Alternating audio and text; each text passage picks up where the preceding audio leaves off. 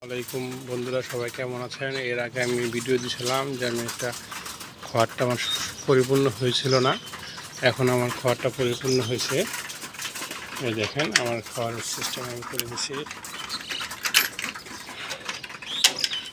এই যে আমার কবুতর, এখানে ডিম বাচ্চা টাচ্চা কাটাবো।